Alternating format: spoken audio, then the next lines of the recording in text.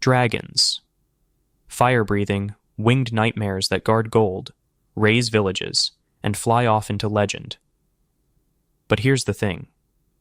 Every culture seems to have one. China has the celestial lung. Europe has the treasure-hoarding wyvern. Mesoamerican myth gives us the feathered serpent Quetzalcoatl, and even Australia has the rainbow serpent. These stories developed oceans apart, with no contact. So the question is, why do dragons show up everywhere? And what does that say about us? Let's break it down. Ancient brains, ancient fears. Let's start with fear. Early humans didn't have science textbooks, but they did have forests, caves, and the unknown. And when something slithered, swooped, or bit, your brain logged it as a threat. Now combine that, something with the fangs of a lion, the wings of a bird, the coils of a snake, and the fire of a volcano, that's a dragon. An amalgamation smoothie of every scary evolutionary threat. Psychologists talk about something called prepared learning. Humans are wired to fear snakes, large predators, and heights. Dragons hit all those buttons at once. So when ancient people made up monsters, they didn't pull from thin air. They just amplified what was already in the danger folder of the brain. Different worlds, different dragons. Not all dragons act the same. Western dragons are usually depicted as enemies, fire breathers, gold hoarders, and princess kidnappers. But in the East, dragons are revered. They control rain, they represent wisdom, they're almost godlike. Why is this? It all might come down to climate. In ancient China, where crops depended on rainfall, water was sacred. So dragons were tied to rivers, clouds, and weather. Meanwhile, in medieval Europe, floods and storms were more likely to destroy than bless. That fear bled into ancient stories. The Chinese dragon slithers like a river, moves like a storm cloud, and appears in the sky. European dragons perch on mountaintops, burn villages, and need to be taken down by a knight in shining armor. They're the same creature but with different temperaments. The bones behind the myth. Now let's talk about fossils. Let's say you're a farmer in the Gobi Desert, and you dig up a skull the size of a backpack with rows of razor teeth. You don't know the word dinosaur. You just know something big and dangerous lived here. Ancient people all over the world stumbled on giant bones. No textbooks, no museums, just bones and questions. And myths filled the gap. In China, Stegosaurus fossils may have helped shape early dragon stories.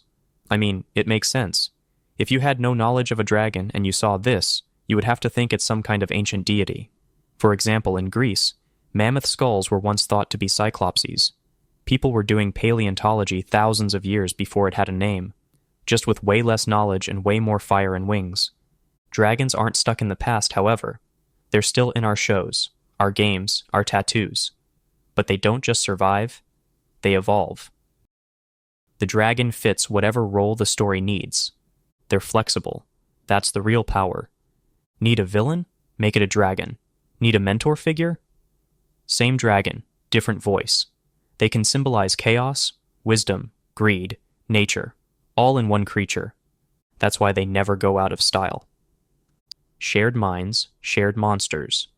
Okay, but seriously, how did so many cultures invent dragons separately? Let's actually sit with this for a second. You've got people in medieval France drawing fire-breathing reptiles on the margins of holy manuscripts. And thousands of miles away, indigenous Australians telling stories about the rainbow serpent shaping the land. Meanwhile, in Mesoamerica, there's Quetzalcoatl, a feathered serpent deity who flies and brings knowledge. And over in China, dragons are practically everywhere, on robes, in parades, on architecture. The dragon is basically a national icon. Start with the Chinese dragon. Long serpentine body, no wings, but it still flies. It's got the antlers of a deer, the claws of an eagle, the scales of a carp. It's basically a mythological collage, but it's not evil. Far from it. It's a bringer of rain, a symbol of power and prosperity. In fact, Chinese emperors claimed descent from dragons, which is probably the most dramatic flex in human history. What's wild is that Japan, Korea, and Vietnam all have their own dragon traditions too, and they're all part of the same family tree. Water, wisdom, weather. These dragons are tied to nature, not destruction. Then you've got Western dragons. These guys are not here for your crops or your well-being. They're hoarding gold, kidnapping royalty, and torching villages. Classic monster behavior. But even within Europe, there's variation. The Norse had Fafnir, a cursed dwarf who turned into a dragon out of greed. The Slavic Zmej Gorenik had multiple heads and breathed fire. The Welsh had Dragok, the red dragon, which literally became a national symbol. And here's the kicker. These stories go back centuries before knights were slaying them. The European dragon didn't come from one place. It came from a long fusion of serpents, pagan symbols, and maybe even ancient fossil finds. Head into Mesopotamia, and you've got Tiamat, the chaos serpent who had to be slain for the world to be formed. Later, the Judeo-Christian tradition picks up the dragon as a symbol of evil. Think, Revelation, the red dragon sweeping stars from the sky. Now jump over to the Americas. Quetzalcoatl is one of the most iconic dragons ever, and he doesn't look like the others. He's a snake with feathers, a flying serpent. He's not a villain. He's a creator god, a civilizer. But he's still got that same formula. Long body, sky connection, power beyond comprehension. And it's not just the Aztecs. The Mayans had Kukulkan, basically the same figure. Feathers and scales aren't a combo you see often in nature, but here it represents that blend of the earth and sky. African dragon myths often center around giant serpents, rather than fire-breathing reptiles, but the vibe is similar. In southern Africa, there's the Grootslang, a primordial creature that's part elephant, part serpent, and all terrifying. The Dahomey of West Africa had the Aido Huedo, a cosmic serpent who helped create the world.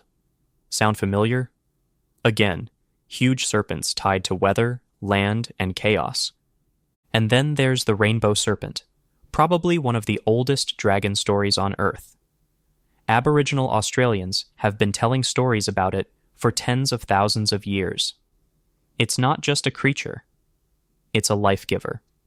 It created rivers, carved valleys, and watches over waterholes. It doesn't breathe fire. It doesn't fly. But it slithers across the sky and the land, and it holds sacred power. That's dragon energy, even if it's not scaled and spiked. Some psychologists think our brains are wired with universal symbols. Carl Jung called them archetypes, built-in ideas we all share. The dragon could be one of them, kind of like a mental placeholder for danger, mystery, and awe. Others think it's just basic human pattern making. Everyone saw snakes, everyone saw birds, everyone saw storms. So maybe everyone just mixed those things together in different ways. Or maybe there were actually dragons flying across the earth during ancient times? Probably not. So why do dragons keep showing up? Because they work. They scare us, inspire us, challenge us. They make great villains, great gods, great metaphors. And no matter where you live, they feel oddly familiar. Dragons aren't just fantasy creatures. In some strange way, they're a reminder that deep down, humans are a lot more connected than we seem. I'll be making more content like this in the future, so subscribe so you don't miss it.